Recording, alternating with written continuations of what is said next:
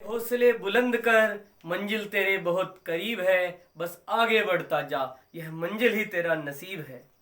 नमस्कार दोस्तों, मैं दीपक कुमार स्वागत करता हूं आपका unique study circle bye Deepak Kumar channel पे। अगर आप इस चैनल पर नए हैं तो इस चैनल को सब्सक्राइब करें, बेल आइकन को जरूर प्रेस करें, जिससे आने वाली हर वीडियो का नोटिफिकेशन आप तक को मिलता रहे। देखिए दोस्तों, आज हम पढ़ने जा रहे हैं मैथ प्रैक्टिस क्लास फर्स्ट, जो कि सभी एग्जाम के लिए यूजफुल रहेगी। यहाँ पे हमने अपना व्हाट्सएप नंबर दिया है। अगर आपको आज की क्लास का कोई भी प्रश्न है जो समझ में नहीं आया तो आप हमें यहाँ पे बता सकते हैं। तो चलिए दोस्तों, शुरू करते हैं आज की क्लास। आज की प्रैक्टिस क्लास में हमारा पहला सवाल ये है, किस संख्या को अंडर रूट 0.25 से विभाजित किया जाए कि भागफल 25 प्राप्त हो। तो देखिए दोस्तों, इस सवाल को हम करते हैं। यहाँ पे क्या कहा गया है कि किस संख्या को, कोई संख्या है जिसका अगर हम इससे विभाजित करें तो मान लीजिए वो संख्या क्या है दोस्तों, माना मैंने वो x है। तो कोई संख्या x है जिसको अगर मैं किससे भाग करूं, अंडर रूट 0.25 से तो विभाजित किया जाए तो भागफल कितना प्राप्त होता है दोस्तों, 25 प्राप्त होता है। ठीक है दोस्तों, किस संख्या को, कोई संख्या है, हमने उसको क्या लिखा दोस्तों, x को अंडर रूट 0.25 से विभाजित किया जाए कि भागफल कितना प्राप्त हो, 25 प्राप्त हो। तो हमने इस तरीके से लिखा, इस संख्या को x ले लिया, उसे हम भाग करेंगे किससे, अंडर रूट 0.25 से, और भागफल कितना प्राप्त हुआ, 25। तो इस तरीके से समझिए दोस्तों, ये जो है यहाँ पे, ये कहाँ चला गया, यहाँ पे गुणा में। तो x बराबर हुआ 25 गुणा अंडर रूट 0.25। तो देखिए दोस्तों, इसी कैलकुलेशन आप कैसे कर सकते हैं। ये हुआ 25। अब देखिए इसका रूट ले लेते हैं। 25 है, 25 का रूट कितना आएगा, 5। दो अंकों के पहले पॉइंट लगा हुआ है तो एक अंक के पहले पॉइंट आ जाएगा। अब आप क्या करिए, इनकी गुणा कर दीजिए। सिंपली आप समझिए कि ये 25 है और ये 5 है। आप पॉइंट को भूल जाइए, आप गुणा करिए, 25 पंजे 125। तो आपने गुणा कर दी 25 और 5 की। अब देखिए यहाँ पे एक पॉइंट लगा हुआ था तो एक अंक के पहले था, तो आपने यहाँ पीछे से क्या लगा दिया दोस्तों, एक पॉइंट लगा दिया। इस तरीके से इस सवाल का आंसर आया है 12.5। तो वह संख्या का आंसर जो इसमें पूछा गया है आया 12.5। अगला सवाल देखिए। नमस्कार दोस्तों, देखिए अगला सवाल देखते हैं। यदि किसी दो अंकों की संख्या में इकाई का अंक दाहिने के अंक से 2 अधिक है और संख्या और अंकों के योग का गुणनफल कितना है, 144 है, तो संख्या क्या होगी। देखने में कई बार ऐसा लगेगा कि ये सवाल थोड़ा मुश्किल सवाल है, लेकिन ध्यान देंगे अगर हम समझेंगे। यहाँ पे क्या कहा है दोस्तों, इकाई का अंक दाहिने के अंक से 2 अधिक है। कौन अधिक है दोस्तों, इकाई का अंक अधिक है। किससे अधिक है, दाहिने के अंक से अधिक है। इकाई का अंक दाहिने के अंक से, यानी कि दाहिने से, है ना, 2 अधिक कौन, इकाई का अंक। यानी कि हमें समझ में आया कि इकाई का अंक 2 अधिक है और संख्या, इनके पूरी की पूरी कंप्लीट संख्या और अंकों का योग, अगर उस संख्या में 2 अंक है, क्योंकि कहा भी गया है कि 2 अंकों की एक संख्या है, 2 अंक है कि योग का गुणनफल 144 है, तो संख्या क्या होगी। तो ध्यान देंगे, हमें समझ में आ गया है जो इकाई का अंक है वह दाहिने के अंक से 2 अधिक कौन, इकाई का अंक। ये वाला 2 ज्यादा है, ये बात हमें समझ में आई। पहले सवाल में अगर हम ध्यान दें तो ये 4 है और ये क्या है दोस्तों, 6। तो बिल्कुल सही बात है, ये 2 ज्यादा है। अब देखिए यहाँ पे हम ऑप्शन की सहायता से कैसे करते हैं। तो आगे क्या कहा था, और संख्या, यानी कि संख्या कितनी हुई, 46 हुई। संख्या कहा, संख्या और अंकों के योग का गुणनफल, अंकों को जोड़ दे तो 4 6 10, इनका गुणनफल कितना होना चाहिए दोस्तों, 144। इनकी गुणा कितनी आ रही है दोस्तों, 460। तो इसका मतलब ये तो हमारा आंसर है नहीं, तो ये तो हो गया गलत।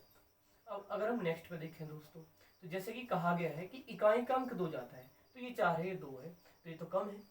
यहाँ पे देखिए दोस्तों, तो ये भी गलत हो गया। अब देखिए ये क्या है, इकाई का अंक 2 ज्यादा होना चाहिए, 2 है, ये 6 है, तो ये तो 4 ज्यादा है, ये भी नहीं हो सकेगा।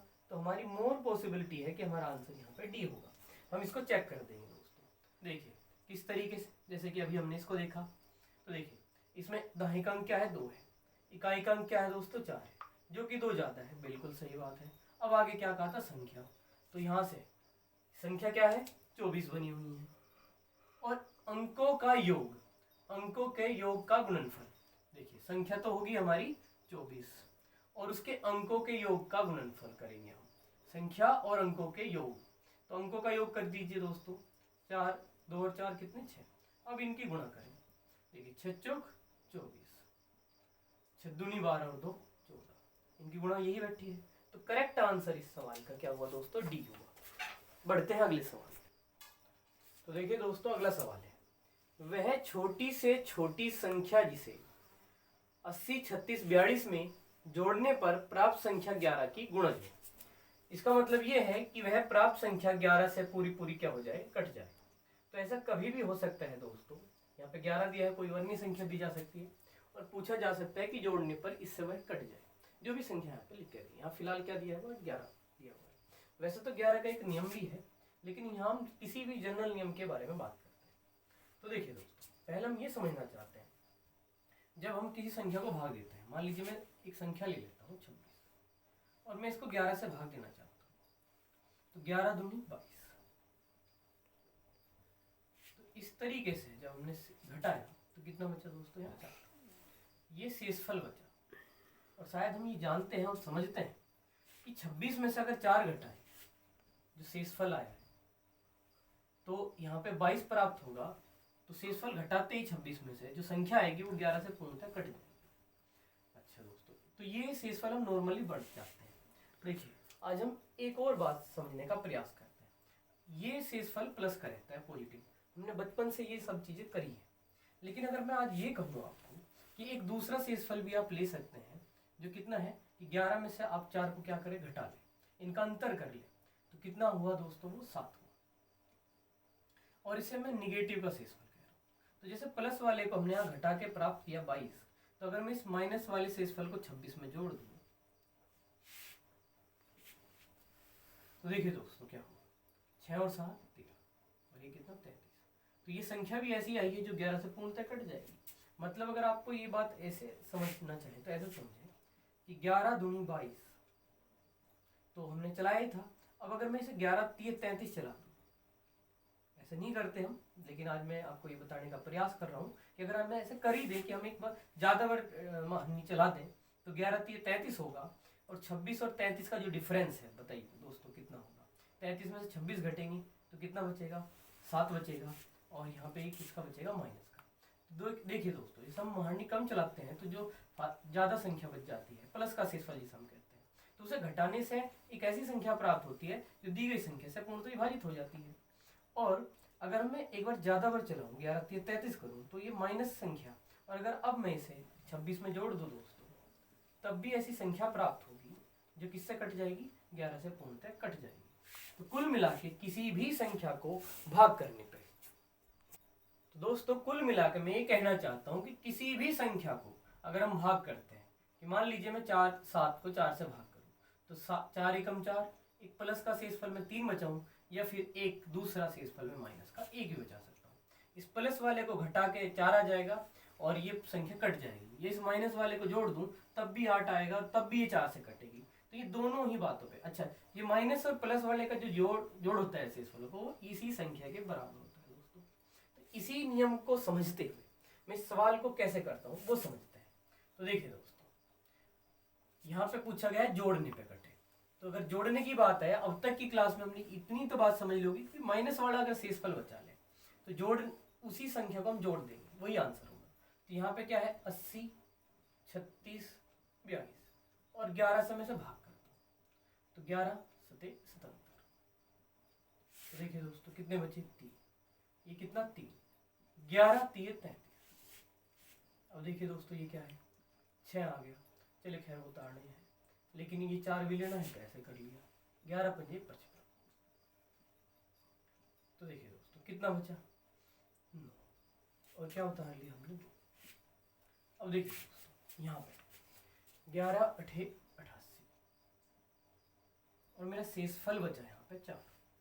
तो ये प्लस का शेषफल है। अगर इस प्रश्न में ये पूछ होता कि घटाने पर प्राप्त संख्या 11 से कट जाए, तो मैं यही कहता कि 4 घटा दीजिए, कट जाएगी, क्योंकि ये प्लस वाला शेषफल है। लेकिन अगर इसके माइनस वाले शेषफल की मैं बात करूं तो 11 में से 4 घटा दीजिए, तो कितना आ जाएगा 7, तो माइनस के 7, यानी कि इसे अगर जोड़ देंगे, यानी किसको जोड़ देंगे दोस्तों, 7 को जोड़ देंगे, तो यह संख्या अगर मैं यहाँ 7 जोड़ दूं तो 49 होगा, और 49 होता तो दोस्तों यहाँ क्या बचता, बताइए 11 बचता, 11 कम 11 कट जाता, तो अर्थात इस संख्या का जो आंसर होगा वो क्या होगा, 7 होगा। इसका आंसर क्या होगा दोस्तों, 7। ठीक है दोस्तों, तो ये प्लस वाला जो शेषफल होता है उसे क्या करते हैं, घटाते हैं। अगर इस सवाल में घटाने की बात होती कि क्या घटाएं कि प्राप्त संख्या 11 से कट जाए, तो इस तरीके से सीधे भाग करिए और जो शेषफल हो उसे ही कह दीजिए कि घटाने पे कटेगा। लेकिन अगर जोड़ने की बात है तो दूसरा शेषफल देखिए, दूसरा कौन सा, 11 में से इस 4 को ही माइनस कर लीजिए, और इसे मैं माइनस वाला शेषफल कह रहा हूं, तो प्लस वाले को घटाते हैं, माइनस वाले को जोड़ेंगे, तो जोड़ेंगे किसको, 7 को। ये चिन्ह तो केवल ये बता रहे हैं कि ये प्लस का है, ये माइनस का है, इसको घटाना है और इसको जोड़ना है, अदरवाइज आंसर क्या हुआ हमारा दोस्तों, 7 हुआ। क्लियर, आगे बढ़ते हैं। तो देखिए दोस्तों, हमारा अगला प्रश्न है, किसी परीक्षा में प्रत्येक सही उत्तर के लिए 1 अंक दिया जाता है तथा प्रत्येक गलत उत्तर के लिए 1 अंक क्या होता है दोस्तों, दिया जाता है, तथा प्रत्येक गलत उत्तर के लिए 1 अंक काट लिया जाता है। यदि किसी विद्यार्थी ने उस परीक्षा में पूछे गए सभी 20 प्रश्नों के उत्तर दिए हों तथा उसके प्राप्तांक 8 हों, तो उसके द्वारा सही उत्तर दिए गए प्रश्नों की संख्या क्या है। सही उत्तर दिए गए प्रश्नों की संख्या क्या है दोस्तों, हमें ये बताना है। तो इस सवाल में हमें ये समझ में आया कि अगर हम सही उत्तर देंगे किसी प्रश्न का तो हमें 1 अंक मिलेगा, तो वहीं अगर हम गलत उत्तर देंगे तो दोस्तों 1 अंक जो है वो काट लिया जाएगा। और यहां पर परीक्षा में कुल कितने प्रश्न हैं दोस्तों, 20 प्रश्न हैं। कुल प्रश्नों की संख्या क्या है दोस्तों, 20। और जो प्राप्तांक आए हैं, जो प्राप्तांक है इस सवाल में वो कितने हैं दोस्तों, 8 है, 8। तो उसके द्वारा सही दिए गए प्रश्नों की संख्या क्या थी। तो अगर दोस्तों हमें गलत भी प्रश्नों की संख्या पता लग जाए कि आखिर सवाल गलत कितने थे, तो अगर हम उन्हें 20 में से घटा लेंगे तो हमें ये पता लग जाएगा कि सही उत्तर कितने हैं, जो प्रश्नों की संख्या क्या होगी, जिनके उत्तर जो है वो सही दिए गए हैं। सही उत्तर दिए गए प्रश्नों की संख्या में मालूम पड़ जाएगी। तो देखिए दोस्तों, कितना आसान है ये सवाल। यहाँ पे हमें पता है कि प्रश्नों की कुल संख्या कितनी है, 20 है। और दोस्तों हमने ये मान के ही जवाब देते हैं कि हमारे सभी प्रश्न क्या होंगे, सही होंगे। तो माना कि हमारे सभी प्रश्न क्या है, सही है। मान लेते हैं कि हमारे सभी प्रश्न क्या है दोस्तों, सही है। अगर 20 के 20 प्रश्न सही हो जाएं तो प्रत्येक के लिए 1 अंक मिलेगा, तो मिलने वाले जो प्राप्तांक होंगे तो वो कितना होगा दोस्तों, 20। लेकिन इस सवाल में जैसे कि कहा गया है कि प्राप्तांक कितने मिले हैं दोस्तों, 8। तो अगर हम हमारे सही होते सभी तो 20 एकम 20 हमें 20 नंबर मिलते, लेकिन मिले कितने हैं दोस्तों, 8। इसका मतलब 20 में से 8 घटाइए तो कितना बचे दोस्तों, 12। यानी कि हमारा 12 अंक जो है वो कट गए हैं। तो देखिए दोस्तों 12 अंक क्यों कटे हैं, क्योंकि हमारे कुछ प्रश्न क्या है, गलत है। अब उन गलत प्रश्नों की संख्या क्या होगी यही हम यहाँ पे जानना चाहते हैं। तो देखिए दोस्तों, जैसे कि सवाल में कहा है कि गलत उत्तर के लिए 1 अंक कटा है। गलत उत्तर के लिए कितने अंक कटे हैं, 1 अंक। तो देखिए दोस्तों, गलत उत्तर होने पे 1 अंक तो हमारा निगेटिव जा रहा है, 1 अंक तो हमारा कट रहा है। और हम ये नहीं भूल सकते कि 1 अंक हमें मिल भी तो नहीं रहा है, तो 1 प्रश्न गलत होने पे कुल मिला के हमें 2 अंकों का नुकसान हुआ है। सही उत्तर का जो अगर वो प्रश्न सही होता दोस्तों तो उसके लिए 1 अंक मिलता ही मिलता हमें। एक तो गलत हो गया, वो नहीं मिला। अगर निगेटिव मार्किंग ना होती तो क्या होता दोस्तों, 1 अंक जो मिलना था वो नहीं मिलता, बस इतना ही नुकसान होता, जो मिलना था वो नहीं मिलता। लेकिन यहाँ पे जो मिलना था वो भी 1 अंक नहीं मिला, इसके अलावा वो गलत होने से 1 अंक और कट गया। तो कुल मिला के एक गलत प्रश्न पे जब निगेटिव मार्किंग होगी तो जो सही उत्तर का अंक है और जो गलत का है वो दोनों जुड़ के हमारा नुकसान होगा 1 प्रश्न का। तो 1 प्रश्न पे हमें 2 अंकों का नुकसान हुआ है। तो देखिए दोस्तों, कुल अंक कितने हैं हमारे, 12 अंक जो है वो कम आए हैं, और 1 प्रश्न पे हमें 2 अंकों का नुकसान होता है। तो 2 से अगर मैं 12 को भाग कर दूं तो कितना आया, 6। इसका मतलब 6 प्रश्न ऐसे हैं जो क्या हो गए हैं, गलत हो गए हैं। अगर मेरे 6 प्रश्न गलत हुए हैं और कुल प्रश्नों की संख्या 20 थी तो मेरे सही प्रश्न कितने हुए दोस्तों? 14। तो इस सवाल का आंसर कितना होगा? 14। तो B is the right answer of this question. देखते हैं नेक्स्ट। तो आइए दोस्तों देखते हैं अगला सवाल। एक वायुयान किसी दूरी को 240 किलोमीटर प्रति घंटा, आवर लिखा हुआ है ना, घंटा मतलब, की चाल से 5 घंटे में तय करता है। उसी दूरी को 1 सही 2/3 घंटे में पूरा करने के लिए उसकी चाल क्या होगी? तो एक वायुयान है जो किसी दूरी को 240 किलोमीटर प्रति घंटा की चाल से, ये क्या हुई दोस्तों? उसकी चाल, यूनिट से ही पता लग जाता है, किलोमीटर प्रति घंटा है, चाल है, कि चाल से, यहाँ पे लिखा भी है कि चाल से 5 घंटे में तय करता है। यानी कि ये क्या हुआ दोस्तों? समय में तय करता है। उसी दूरी को इतने समय, 1 सही 2/3, इसको थोड़ा सिंप्लीफाई करें, 3 एकम 3 और 2 5/3, 5/3 घंटे में पूरा करने के लिए उसकी चाल क्या होगी? तो देखिए दोस्तों, यहाँ चाल दिया है और समय दिया है, और यहाँ समय देके चाल पूछी है। अगर हम ये भी समझें, नॉर्मली हम सब जानते हैं कुछ बेसिक फॉर्मूले, चाल का फॉर्मूला क्या होता है जो चाल पूछी है, तो चाल बराबर क्या होता है? दूरी बटे समय। तो अगर किसी व्यक्ति ने हमसे प्रश्न में चाल पूछा है तो हमें बेसिक सी बात है बहुत ही, कि हमें दूरी पता होनी चाहिए और समय। समय तो उसने बता दिया है कि यहाँ पे 5/3 घंटे में हमें पूरा करना है, लेकिन यहाँ दूरी नहीं बताई। दूरी बताने की वजह उसने हमें 2 आंकड़े दिए हैं, एक चाल का और एक समय का। तो अगर हमें दूरी चाहिए दोस्तों, अगर हमें ये दूरी चाहिए, तो दूरी बराबर क्या होगा? दूरी बराबर चाल गुणा समय। अब बेहतर तरीके से समझते हैं, तो दूरी बराबर हुआ चाल गुणा समय। यहाँ चाल कितनी है दोस्तों? 240, और घंटे कितने हैं दोस्तों? 5। तो 24 पंजे 120, यानी कि जो दूरी हुई वो कितनी हुई? 1200 किलोमीटर। और जैसे कि हमने आपको बताया कि हमें बताने की तो क्या है? चाल, और चाल का फॉर्मूला क्या है? दूरी बटे समय। तो दूरी हमें पता लगी गई है दोस्तों, कि दूरी कितनी है हमारी? हमारी जो दूरी है वो कितनी है?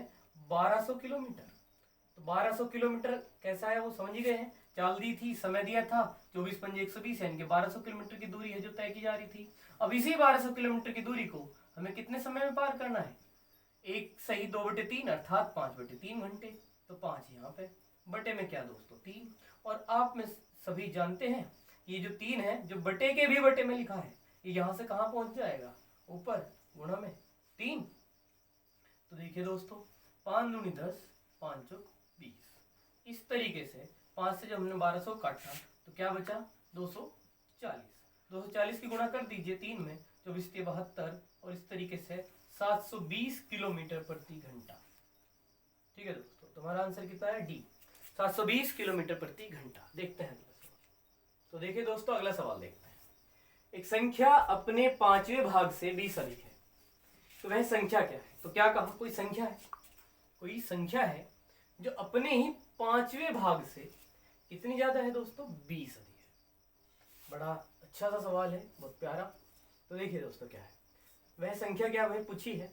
अगर हम थोड़ा सा ध्यान से ऑप्शन ही देख लें तो बड़े आसानी से पता लग जाएगी। अगर संख्या हम यहाँ पे 25 ही माने तो उसका 25 का 5वां भाग क्या होगा दोस्तों? 5 होगा। अब देखिए, संख्या 25 और 5वां भाग 5, तो संख्या 5वें भाग से कितनी अधिक हुई? 20। तो ये बड़ा सरल है, हम बता सकते हैं आसानी से कि इसका आंसर बी है। तो देखिए दोस्तों, वैसे तो हमें पता लगा कि इसका आंसर क्या होगा? 25 होगा, लेकिन जैसे कि कई बार नहीं समझ में आता है कि हम ऑप्शन से कैसे करें, तो क्या बेसिक हम कुछ कर सकते हैं। तो क्या हम इस संख्या को x नहीं मान सकते? बिल्कुल मान सकते हैं। तो मान लिया कि ये संख्या x है, और x का 5वां भाग क्या होगा? जैसे हमने वहां किया, बस वैसे ही है दोस्तों, कि जैसे यहाँ 25 लिखा है, यहाँ पे x लिखा हुआ है, और जैसे हम 25 का 1/5 कर पाए, बस उसे काट पाए। यहाँ पे नहीं काट सकते, कोई बात नहीं। तो संख्या x है और उसका 5वां भाग क्या होगा? x गुणा 1/5। अब ये जो है, इससे जो है कितना अधिक है? 20 अधिक है। तो ये ज्यादा है, ये कम है, तो अगर इसमें से इसको घटाएंगे तो कितना मिलेगा? 20 ही मिलेगा। तो इसके बाद क्या कर सकते हैं दोस्तों? x माइनस x गुणा 1 में किया x/5, और यहाँ पे क्या ले लेते हैं? 1, और बराबर किसके? 20 के। एलसीएम ले लेंगे दोस्तों, कितना? 5। 5 की गुणा यहाँ हुई तो 5x, और 1 की गुणा x में हुई तो दोस्तों कितना x बराबर कितना 20। अब बताइए 5x में से x गई तो क्या बचेगा? क्या आप समझ सकते हैं कि ये 4x होगा और बटे में कितना 5 बराबर कितना 20। तो x का मान क्या होगा 20, ये गुणा में गया 5, ये 4 बटे में आया तो ये बटे में 4, 4 पंजे 20 और दोस्तों 5 पंजे 25। इस तरीके से हमारी संख्या x का मान हो गया 5 पंजे 25। तो देखिए दोस्तों, हमारा जो अगला सवाल है क्वेश्चन नंबर 7, वो है लाभ तथा हानि का। और इस सवाल में हम समझेंगे अपनी स्पेशल ट्रिक जिसे हम पहाड़ी विधि कहते हैं। ठीक है दोस्तों, जो बच्चे हमसे ऑफलाइन पढ़ते हैं बेहतर तरीके से जानते हैं और समझते हैं कि क्या है ये तरीका और किस तरीके से इसकी सहायता से हम लाभ हानि से संबंधित सवालों को बेहद सरलता से हल करते हैं। तो देखिए दोस्तों, एक व्यक्ति एक वस्तु ₹80 में खरीदता है और उसका मूल्य ₹120 अंकित कर देता है। फिर वह अंकित मूल्य पर 40% बट्टा देता है और उसका प्रतिशत लाभ या हानि क्या है? तो देखिए दोस्तों, ज़्यादा डिटेल में तो ये तो प्रैक्टिस बेंच है, तो हम जब रेगुलर क्लास कर रहे होंगे लाभ हानि हम पूरा कॉन्सेप्ट से पढ़ेंगे, बिल्कुल जीरो से लेके आपको पूरी बात स्पष्ट रूप से समझाई और बताई जाएगी। फिर भी अपने स्तर पे मैं प्रयास करूंगा कि आपको हमारा ये मेथड है जो अभी भी थोड़ा समझ में आ सके। तो देखिए दोस्तों, ध्यान दीजिएगा, हमने बनाई इस तरीके की पहाड़ी। अब इस पहाड़ी का क्या है, हम इस पहाड़ी की सहायता से असल में क्या निर्धारित करते हैं? तो देखिए दोस्तों, असल में निर्धारित करना ही क्या है कि क्रय मूल्य अगर यहाँ पे लिखा हो तो यहाँ पे लाभ या हानि, देखिए हमें पता है कि लाभ जो होगा हमेशा वो क्या होगी जुड़ेगी, प्लस होगी। हानि जो है हमेशा ही क्या होती है दोस्तों, घटती है। ये बहुत ही कॉमन सी बात है कि लाभ तो जुड़ेगा ही, 100 है 20 का लाभ हुआ है तो क्या होगा 120 रुपये, बिल्कुल। और हानि है तो क्या होगा, 100 रुपये की चीज खरीदी और 20 का नुकसान है तो घट जाएगा, 80 कह देंगे। और अगर बट्टे की बात करें, छूट की बात करें, बट्टा या छूट जो भी, वो भी क्या है, घटता ही है। मान लीजिए हम कोई वस्तु पे 100 रुपये लिखे हैं और अगर हम छूट देंगे तो पैसों को माइनस ही तो करेंगे। तो इस तरीके से ये कुछ चीज़ें हैं जो हमें पता रहती है कि लाभ जुड़ता है, हानि घटती है, बट्टा जो है वो क्या होता है, वो भी घटता ही है। तो कई बार जैसे हमने यहाँ क्रय मूल्य लिखा और एक तरफ तो हमें ऊपर लिखा, कहीं ना कहीं हमें 100 लिखना होता है और कहीं ना कहीं हमें इनमें से कोई एक चीज़ जोड़नी है, घटानी पड़ती है। और समस्या यही रहती है अक्सर कि हम क्या करें, कहाँ क्या करें। तो इस पहाड़ी की मदद से देखिए दोस्तों, ये इस तरीके का बंटवारे का काम करेगा कि जो यहाँ से नीचे से ऊपर जाएगा। देखिए जैसे कि मैंने यहाँ लिखा क्रय मूल्य, तो अगर क्रय मूल्य से और यहाँ पे लिख दिया मैंने बीच में लाभ, तो अगर लाभ लेकर के हम ऊपर जाए तो हमें मिल जाएगा विक्रय मूल्य। तो इसका क्या मतलब है दोस्तों, क्या कहना क्या चाह रहा हूँ मैं कि दोस्तों अगर यहाँ क्रय मूल्य लिख दिया है और यहाँ पे लाभ है, तो अगर मैं क्या करूँगा, 100 में ये जो लाभ है जोड़ दूंगा ऊपर की तरफ और बटे में आ जाएगा मेरा 100, बस। तो अगर जैसे ही मैं इसे सिंप्लीफाई करूंगा तो मुझे क्या मिल जाएगा दोस्तों, विक्रय मूल्य, बस। क्योंकि मुझे पता लगा कि मुझे ऊपर जाना है, तो ये जो लाभ है ऊपर है ना, इस बटे की लाइन के ऊपर की तरफ दोस्तों क्या कर देना, लाभ है तो जोड़ दिया है, हानि होती अगर यहीं पे लिखी हुई तो मैं घटा देता दोस्तों उसको। ठीक है दोस्तों, और इसके विपरीत समझे आप जरा कि इसका क्या मतलब हुआ। तो अगर विक्रय मूल्य दिया हुआ है और यहाँ पे मैं क्या कर दूं, बट्टे की लाइन खींचूं, और अब देखिए दोस्तों, विक्रय मूल्य से मैं क्रय मूल्य निकालना चाहता हूँ, यानी कि मैं विक्रय मूल्य से नीचे आना चाह रहा हूँ। तो विक्रय मूल्य मैंने यहाँ लिखा और अब देखिए लाभ के लिए हमें इस पहाड़ी से नीचे उतरना पड़ रहा है। तो इसका मतलब क्या होगा, हम नीचे की तरफ जो है लाभ को जोड़ेंगे, तो हमारा फॉर्मूला क्या बन जाएगा, 100 प्लस लाभ, और ऊपर क्या रहेगा दोस्तों 100। हमें याद नहीं करेंगे, डायरेक्ट अपनी पहाड़ी बनाएंगे, बस ये तो मैं समझा रहा हूँ कि क्रय से जैसे जाएंगे तो ये लाभ है, तो विक्रय अगर निकालना है तो लाभ को ऊपर की तरफ जोड़ देंगे, और अगर विक्रय से नीचे आएंगे तो लाभ को नीचे की तरफ क्या कर देंगे, घटा देंगे इस बटे की लाइन के नीचे। सॉरी, लाभ है तो जुड़ेगा ही पर बटे की लाइन के नीचे।